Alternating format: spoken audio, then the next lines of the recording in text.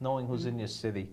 If you don't know who's in your city, it's very difficult to manage the public safety portion of it, because we are a very transient community. Absolutely. We are a transient community. I think we always have been, because you said you grew up here, I grew up here. I've been here since the early 60s as well.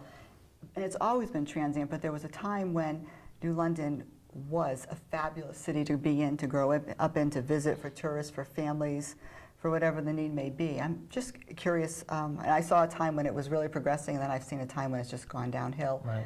If you've been here, what do you see as some of what's happened that has caused it to go downhill? Well, I can tell you that because people meet people. Let's say, for example, I've talked to people who are in gangs, because I'm the chairman of the Safe City Commission. And what they tell me is they meet people, and they meet them in jail. And they say, you know what? You can come back and shack up with me. I live in New London, and you're going to get out, and you can come shack up with me. New London's very profitable for drug dealing. When they get squeezed out of their market, whether it be New Haven, Bridgeport, or Providence, they come down to New London. We have people in the housing authority that take over apartments. In other words, we have say a single mom who lives on Crystal Avenue, and in that home, a drug dealer may come and say, I'll give you $600, I just need your apartment for the week.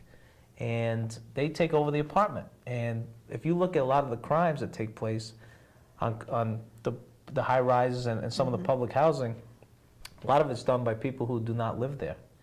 And so they're infiltrating the housing, the public housing. They're coming onto our streets from other cities. When you look at the majority of the families that have been here for years, we know them, I know them. A lot of the crimes are really committed from outside. So you're saying we're getting invaded. Obviously, what you may or may not know, that I studied the justice system as my thing also, and strategically we know that drug trafficking, this is the major gateway to New England because of the I-95 route. I mean, one could look around the city on certain nights and see high-end cars parked at certain places from down south and other areas, Louisiana, Georgia, and Florida, and they're stopped. They might be in for the weekend, and then they're gone. It doesn't. Anybody who's a student of those things probably knows what's going on. Those individuals probably cannot be busted because of what it takes for law enforcement to, what they need to go after somebody like that. But this has been a traffic area for 30 years. But we've, and I don't say we because I don't stand for that. Matter of fact, I wanted everyone in city government to be tested for drugs, so that we have to be a drug-free community. And when you take it serious like that, then people, you have to raise expectations of the city. I think we've had low expectations of ourselves as a city.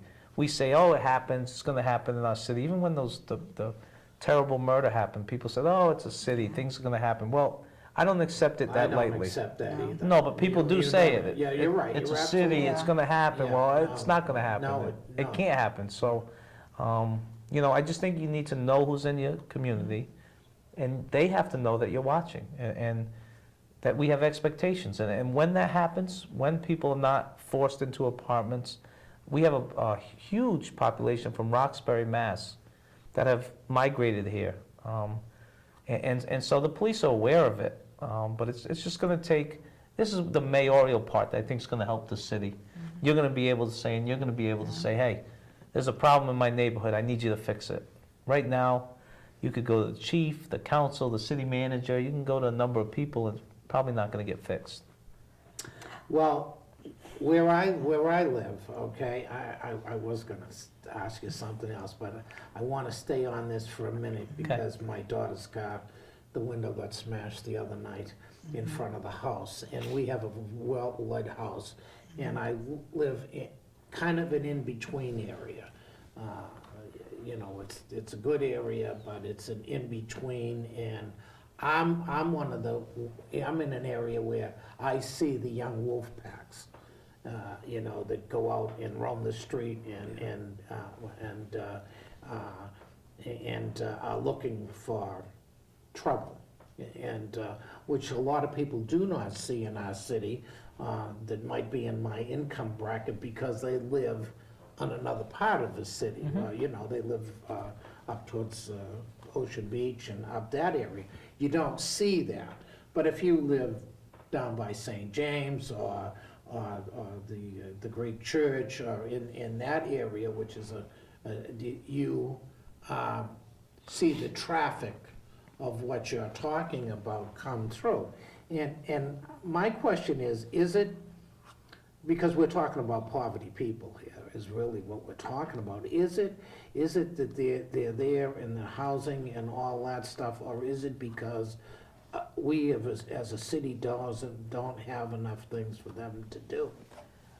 I think it's a little bit, I don't know if we don't have enough for them to do, but we're trying to reach out to them to see what their interests are and what their passion is. But there are things to do, and realistically, people have blamed it on the parents and said, well, the parents, but I know well-to-do children It's everywhere. who have done Yeah. bad things, and they had great parents, and so I don't blame it on. You're an example. Yeah, you're an example. No, I'm all red. Yeah, one thing. No, Which but- one? Yeah. But right, realistically, exactly. You're absolutely you know, right. there's people who Yeah. come from great families, they have That's the right. world, and Yeah. just something goes wrong, whatever, the kid snaps or what have you. And vice versa, too. Right, and so, and there's people who don't have very supportive parents, and things happen. I think we have to raise the expectations of the kids and let them know and treat them fairly. Treat them as young adults, young ladies and young men, and just teach them.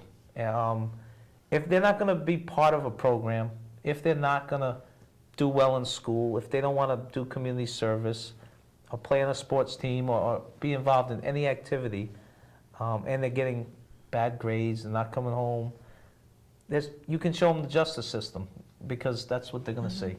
They're going to probably see jail, they're going to probably see a probation officer, and the Scared Straight program, things like that. They just kind of need to see it's not as cool as it's made out to be. No, it certainly isn't. And I think there's a lack of leadership too. A lot of the kids are followers. So Well, going along with that, one of my questions are, and obviously we have an issue with the crime and the drugs in the community and what to do about that, but I'm just wondering what you think, because if you look at New London, and sometimes if there's more to do, obviously there's a little bit less of that. Not always, but it's part of it. And New London has so much as far as, with all changing the culture, not changing the culture, doing more for the education system, doing more for the activities for the kids, even for the young adults.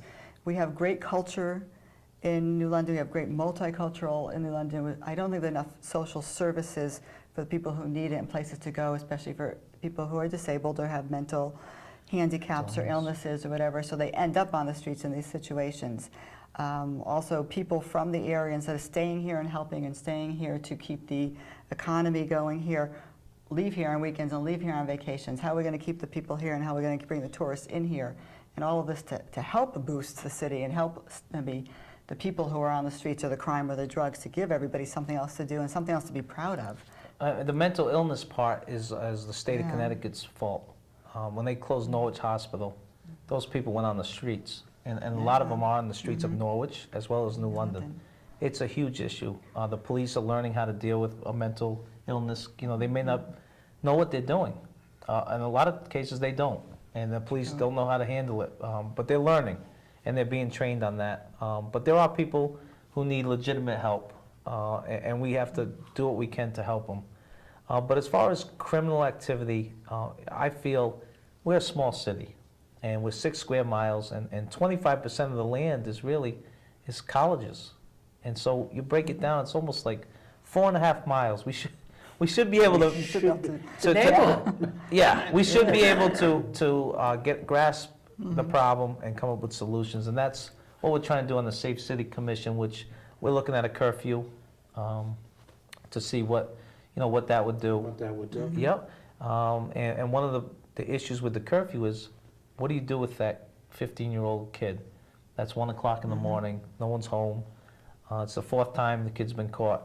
So we're thinking of maybe an intervention center, where instead of just dropping them off at home, You bring them to, they call them like blue light rooms. Yeah.